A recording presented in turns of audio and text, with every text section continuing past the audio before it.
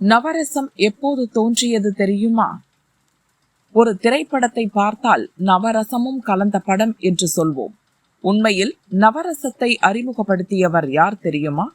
ராமாயணத்தை இயற்றிய வால்மீகி முனிவர்தான். நவரசங்களும் கலந்த காவியமாக ராமாயணத்தை படைத்திருக்கிறார்.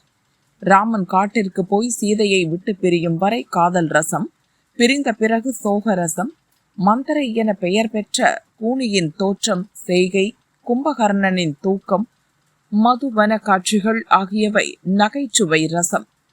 தசரதன் படும் துயரத்தில் கருணை ரசம். லட்சுமணனின் செயல்பாடுகளில் வீரம் என்னும் ரசம். ராவணன் போன்ற அசுரர்களின் செய்கையில் கோப ரசம். மாரீசன் போன்றவர்களின் கதையில் பயம் என்னும் ரசம். கபந்தன் மற்றும் அசோகவன அரக்கிகளின் செய்கையில் கொடுமை ரசம்.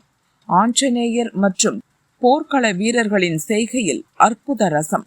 சபரி அன்னை மற்றும் முனிவர்களை ராமன் சந்திக்கும் இடங்களில் சாந்தம் என்னும் பக்தி ரசம் ஆகியவை வெளிப்படுகிறது. எனவே ராமாயணம் ஒரு நவரச காவியம் என்றால் மிகையாகாது.